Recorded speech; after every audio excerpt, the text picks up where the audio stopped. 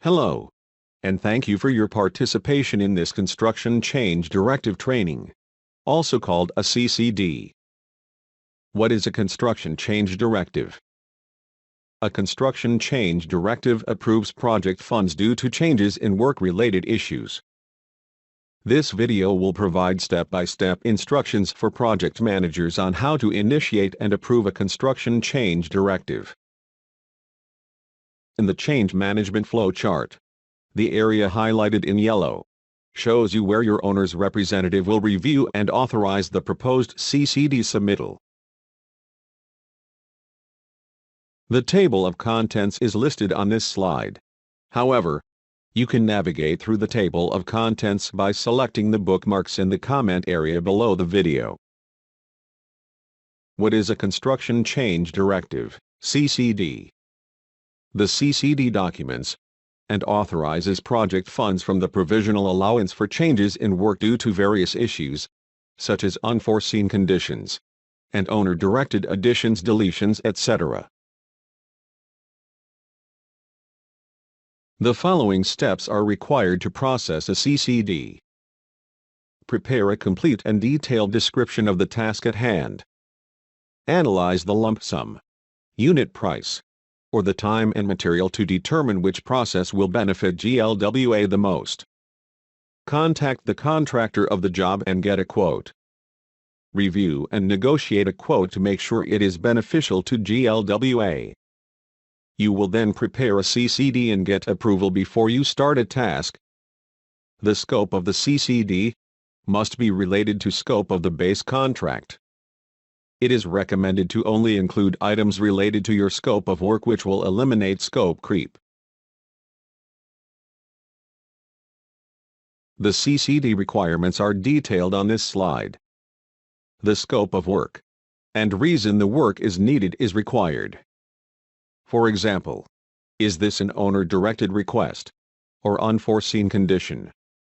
In addition, the unit price, time and material, or lump sum budget amount is needed. There is a funding source for this CCD. It could be a contract, account number, or a specific allowance. The initial amount of the contract, prior additions or deletions, and the amount remaining after subtracting is not to exceed value of this Construction Change Directive. The waiver language is required along with the contractor's signature and GLWA approval signatures in accordance with procurement policy, and dollar amount to be authorized by GLWA. An additional CCD is needed for a task when there is additional funding, an unused balance, or the task is no longer required. There can be more than one task in a CCD. You cannot make payment from an allowance without an executed CCD in place. When the task is completed, a final change order will show the final balance in each CCD work item and credits out all remaining amounts. This step is critical when closing out the project. The administration of a CCD can be found in Article 12 of GLWA's construction contract.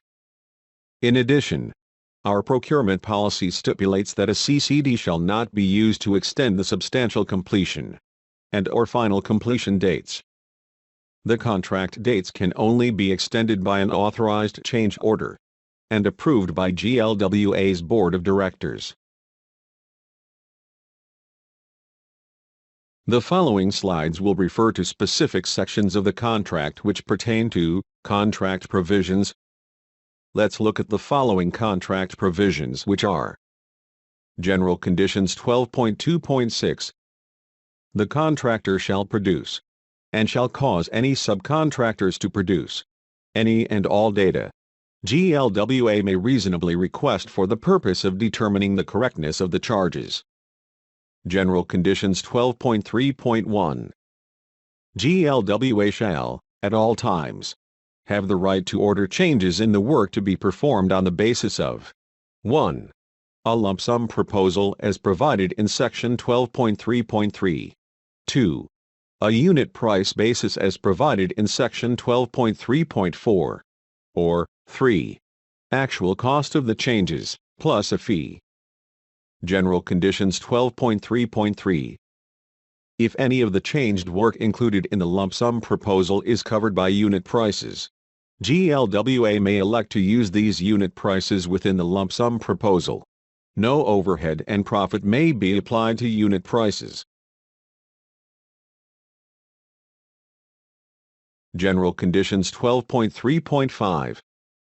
The contractor will submit to GLWA daily time and material tickets for all changed work, including changed work performed by subcontractors. These tickets will include the identification number assigned to this work, the location and description of the changed work, the classification of labor employed, including the applicable subcontractor workers' names and social security numbers, the materials used, the equipment rented, excluding tools, and any other information ordered by the contracting officer. General Conditions 12.3.6. The term actual cost of the changes means the sum of all costs necessarily incurred and paid by the contractor in the proper performance of the changed work. All such costs shall be in amounts no higher than those prevailing in the locality of the work. The following costs shall constitute recoverable actual cost of the changes, to which the contractor is entitled when performing extra or change work. General Conditions 12.3.8. The contractor shall maintain and submit daily records of labor, material and equipment used in the changed work, which have been acknowledged thereon daily by the contracting officer. The contractor shall certify all time and records and invoices, keep and present in such form as the contracting officer may direct itemized accounting, together with supporting data and vouchers of all actual costs associated with the extra or changed work. When utilizing the time and material method to process a CCD, the contractor is responsible for supplying daily records of all material, labor hours by trade, and equipment used on the project, and certified by GLWA site representative.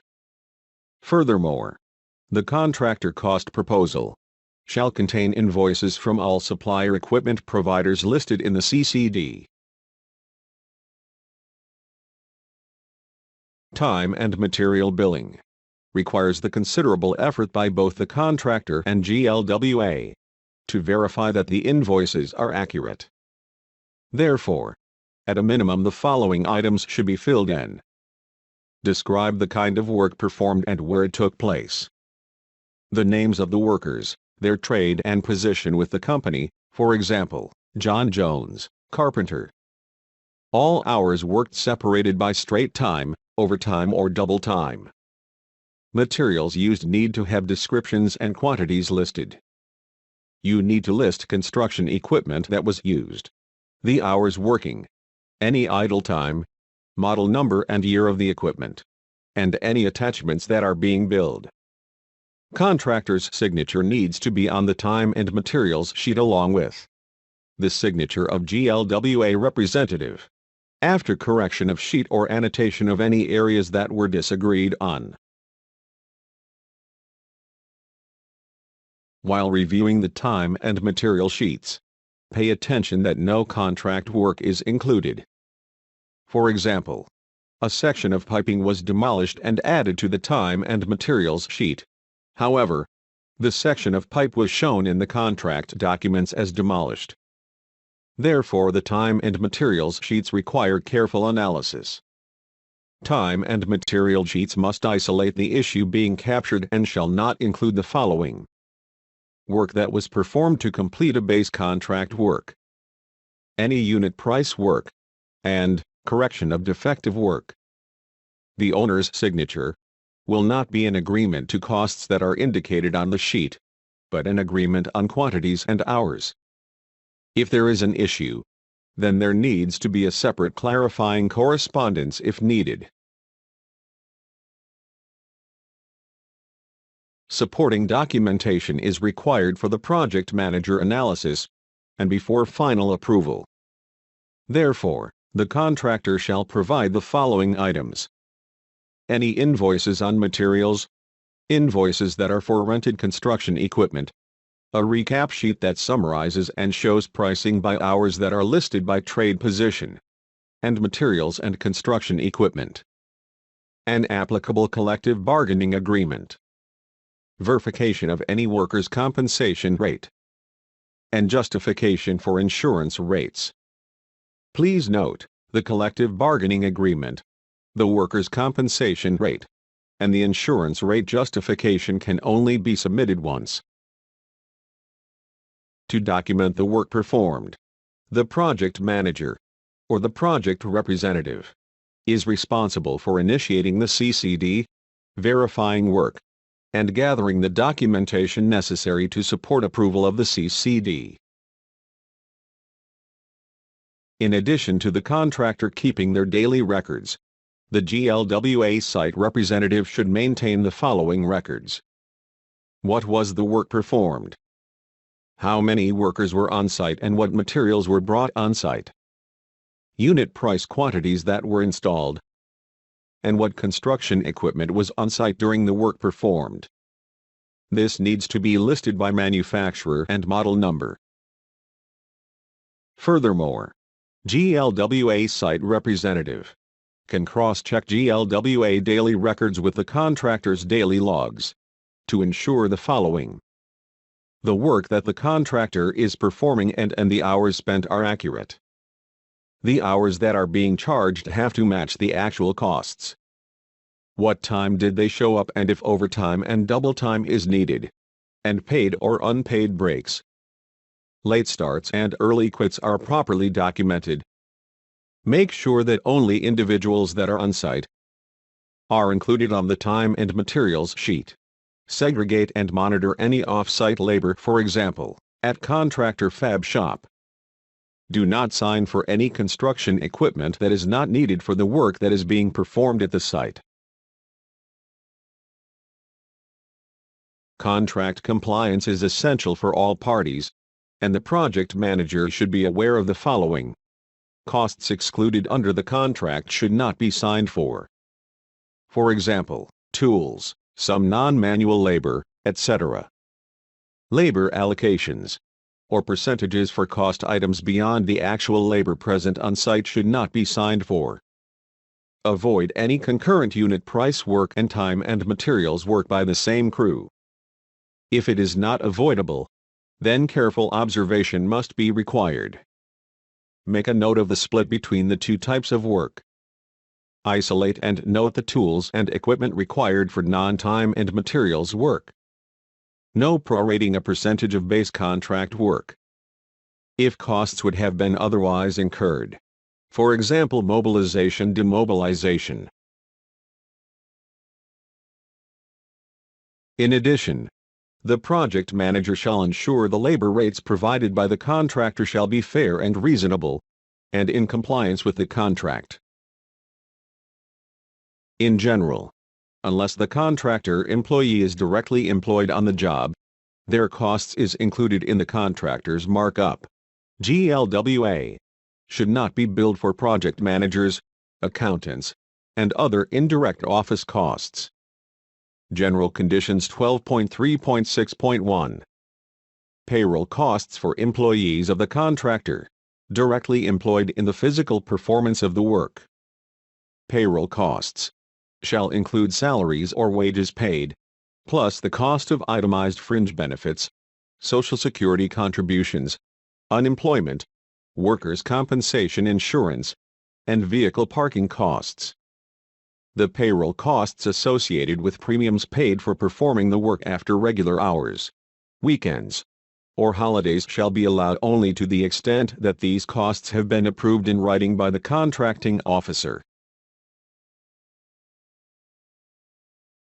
For the wage rate breakdown, you need to check wages and fringe benefits against collective bargaining agreement and certified payroll.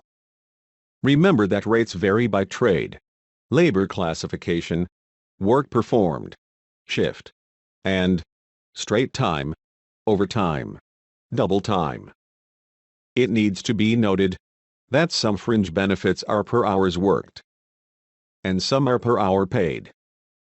Percentages for fringes, taxes, and insurance apply to taxable base wage rate, not to fringe benefits.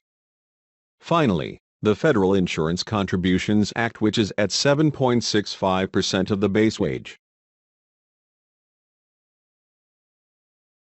State Unemployment Tax Act, applicable to first $9,000 of each employee's annual wages. The rate is based on contractors' unemployment experience. The industry average is at 7.3%.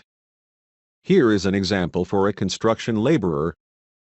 $9,000 times 7.3% divided by $51,168 annual pay equals 1.3%. The contractor's rate could be somewhat higher to the turnover that prevents workers from working a full year. A rate of 2% would not be unreasonable.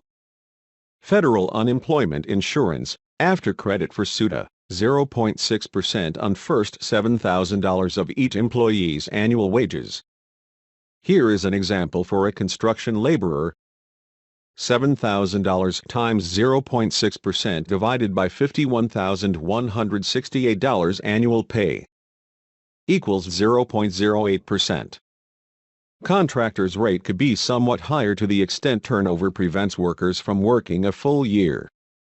A rate of 0.2% would not be unreasonable.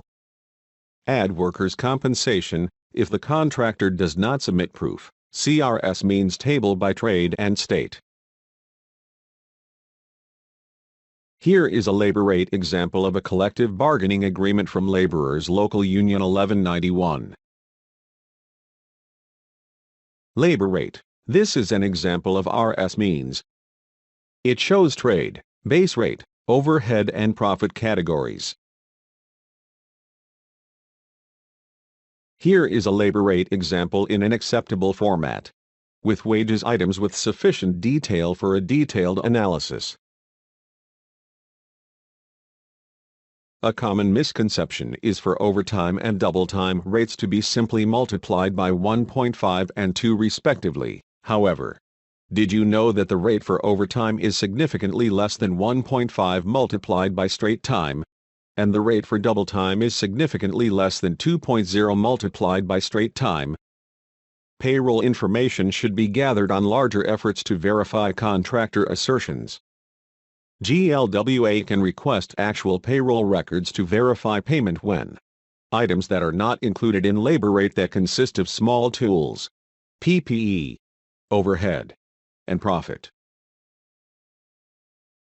Furthermore, the project manager shall verify all material quantities and supplier invoices are fair and reasonable. Material costs should be thoroughly reviewed for the following information: actual quantities that are recorded on time and material sheets, unit prices that can be supported by invoices. It need to be confirmed that the prices are reasonable. Any applicable discounts. If the contractor receives discounts, those savings should be passed on to GLWA. Freight charges and applicable sales use tax actually paid by contractor. Currently, all contractors are required to pay sales taxes. Rental equipment often represents a significant cost of our projects. Therefore, when submitting rental equipment cost, the contractor shall provide the best cost based on duration. Additionally, the project manager shall verify that the rates are within industry standards. The GLWA site representative shall document the equipment on site, whether idle or utilized, on a daily basis. The following are specific sections of the contract provisions that are found in Article 12 of GLWA's construction contract. The following slides will refer to specific sections of the contract which pertain to equipment rates, contract requirements, general conditions 12.3.6.6, construction equipment costs of the contractor's equipment or rental costs from others hourly, daily, weekly or monthly rates will be applied where appropriate. General conditions 12.3.3. Equipment rental may be included only if the equipment will be required on the project site for a longer duration, solely because of the changed work. Include only equipment required and being actively used for the current work. Rates for equipment rented from third parties unrelated to the contractor paid at invoiced cost. If there is any contractor-owned equipment, it is paid based on Equipment Watch Blue Book rate for the make, model, and year of that piece of equipment. Only pay for the time that the equipment is needed for the time and materials work. For any sporadic work, evaluate idle equipment cost versus mobilization/demobilization cost. Unless the equipment is brought to the job and is not needed in less than 3 weeks, pay at the FHWA hourly ownership rate, that is, monthly ownership rate excluding operating costs divided by 176. If equipment is brought to the job and is not used after 3 days or less, pay at the FHWA daily ownership rate. If equipment is brought to the job and is not needed after 3 days, but before 3 weeks, pay at the FHWA weekly ownership rate. The example shown is equipment rates from the Federal Highway Administration. It is shown at daily, weekly, and monthly rates. This is used for equipment that is needed on project, specifically for changed work. If equipment is already on site or will remain on site following change work, use the monthly rate. With the Federal Highway Administration equipment rates, there are several things you need to consider. Along with the addition of the ownership rate, pay the hourly operating rate for the hours that the equipment is being operated for the time and material work. The equipment should be prorated if it is used for both unit price and time and materials work. Ownership and operating costs of equipment accessories are also payable, for example, hoses for a pump.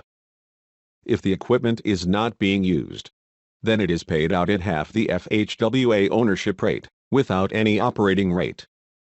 If the equipment is being used on overtime, then it is paid at half the FHWA ownership rate, plus the operating rate. Mobilization/demobilization costs are payable for equipment brought to the job, only for the time and material work. Did you know that different rules apply to custom equipment purchased specifically for the project? For example, a tunnel boring machine. The example shows the equipment rates for Federal Highway Administration.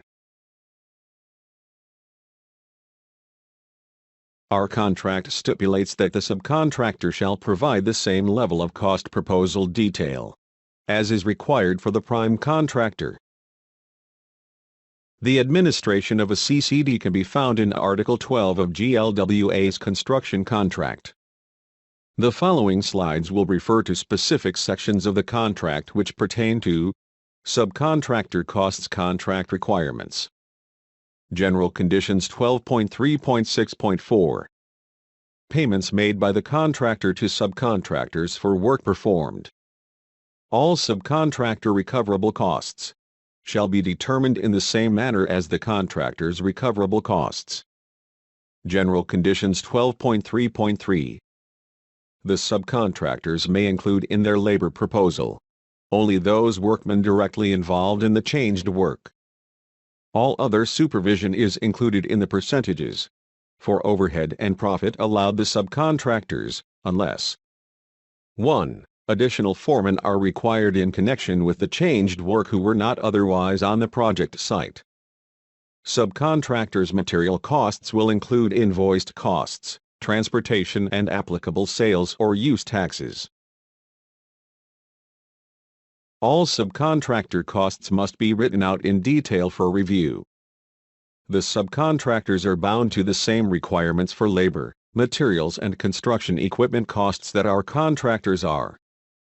The contractor's subconsultants and engineers will price differently, and they will be consistent with professional services or engineering contracts. There is a 5% limit on any contractor markups on these services. The fee is embedded in the multiplier, so there will be no additional fees on multipliers. In the event of unusual circumstances, such as an emergency condition, the contractor may request reimbursement for costs not originally included in the contract scope. The following slides will refer to specific sections of the contract which pertain to other costs, contract requirements. General Conditions 12.3.6.5 Sales, consumer, use or similar taxes related to the work, and for which the contractor is liable, or are otherwise imposed by laws and regulations. General Conditions 12.3.6.7 Other supplemental costs which are substantiated by the contractor, as specifically being required for the proper execution of the extra or changed work, unless specifically prohibited by Section 12.3.7 below. The following slides will refer to specific sections of the contract which pertain to other costs, not recoverable. General Conditions 12.3.7.1 Payroll costs and other compensation of the contractor's officers, executives, principals, general managers, project managers, construction managers, engineers, architects, estimators, attorneys, auditors, accountants, purchasing or contracting agents, expediters, clerks, or any other employees or agents who are not specifically employed full-time on the work.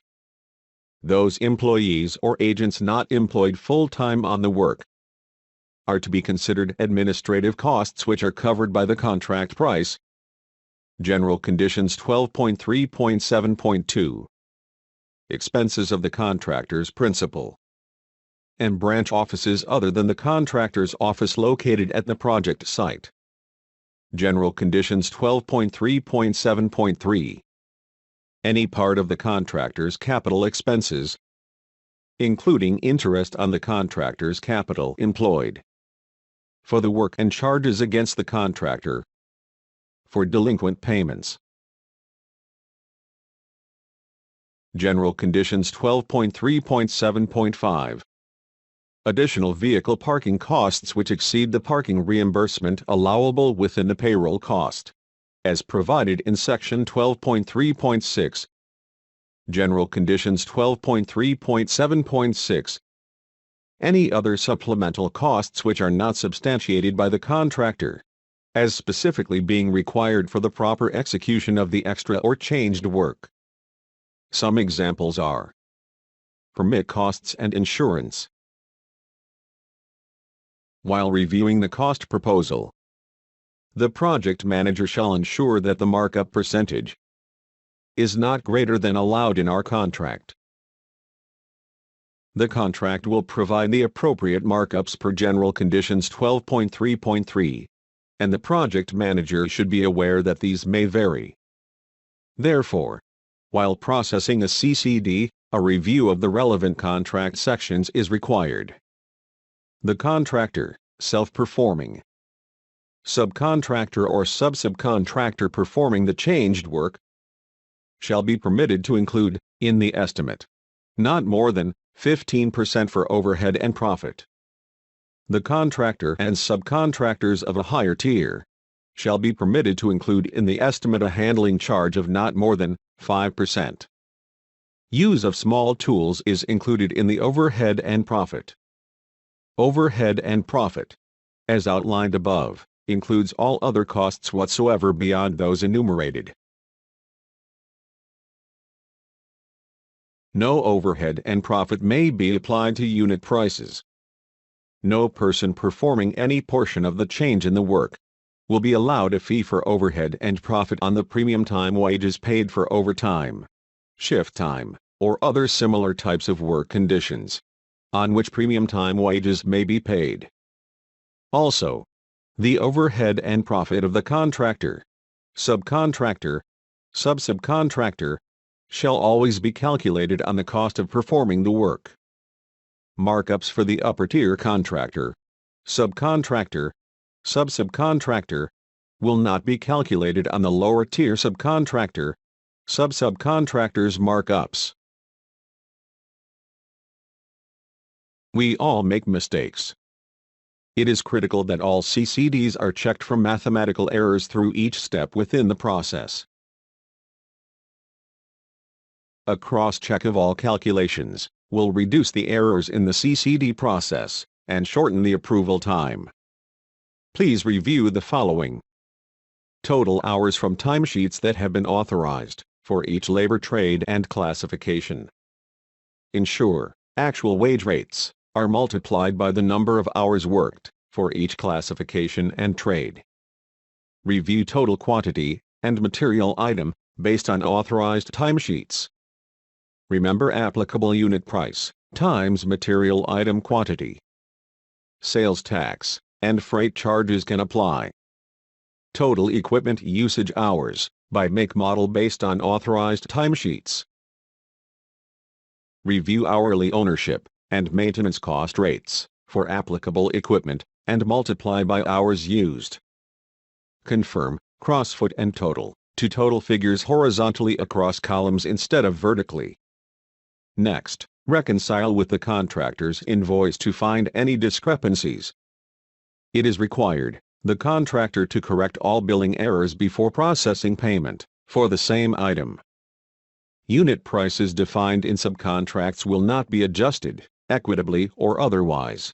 If there are any unit prices, they must be determined during the bidding process and strictly adhered to thereafter, even if the quantity is changed. In instances where new unit prices are proposed for new work in a CCD, a detailed proposal shall be submitted and negotiated. After the CCD is approved, the new unit prices may be applied for future work on this project.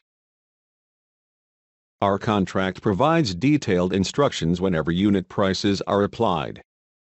General Conditions 12.3.4. Unit prices. Should GLWA elect to have changed work performed on a unit price basis, the contractor will submit, with reasonable promptness but in any event within the time period set forth in subparagraph 12.2.3 hereof, a written proposal itemizing the quantities of each item of changed work for which there is an applicable unit price contained in the agreement, contract documents or applicable subcontracts. The quantities must be itemized in relation to each specific item in the contract documents. The unit prices will also be applied to net increases in quantities of the same item. The unit prices will also be applied to net decreases in quantities of the same item. There shall be no adjustment, equitable or otherwise, to unit prices established in subcontracts. Unit prices, if any, shall be established through the bidding process and strictly adhered to thereafter, even if a change in quantity is made. The contract requirements of the unit price work are as follows. Unit rates must be attributed to the real amount delivered, rather than being arbitrarily changed depending on the difficulty of the work done. Each unit price, item's scope of work, must be as specified in the table of unit prices. The cost is calculated by multiplying the unit price by the actual quantity performed in the unit of measure, specified in the unit price table. Consider demanding lump sum or time and materials, if unit costs for allowance work are not indicative of real cost and risk to conduct the work. A knowledge check is a way of testing you on what you learned in this presentation. The next few slides will ask you questions related to the material that was just presented to you. Ready? Let's start. Let's see what you remember about a Construction Change Directive. On this slide is a true-false question. Does a Construction Change Directive document and authorizes project funds for changes in work due to various issues, such as unforeseen conditions and owner-directed additions/deletions? Is this true or false? How would you answer this question? The answer is on the next slide. The answer is true. Did you get it right? If not, you may need to watch this presentation again. On this slide is a multiple choice question. Which records should a GLWA site representative maintain when verifying work performed? 1. Work performed. 2. Number of workers. 3. Material brought to the site. 4. Unit price quantities installed. Or 5. All of the above? How would you answer this question? The answer is on the next slide. The answer is 5. All of the above. Did you get it right? If not, you may need to watch this presentation again. Last question. When do you perform a cross-foot and total? 1. During unit price works. 2. Checking calculations. 3. Rental equipment costs. 4. Labor costs. Or 5. Verifying work performed. How would you answer this question? The answer is on the next slide. The answer is 2. When you are checking calculations. Did you get it right? If not, you may need to watch this presentation again. Should you have any additional questions, please feel free to contact us. Ian Thompson, Owners Transformation Manager, at ownersrep@glwater.org. Thank you for participating in this presentation. Have a great day.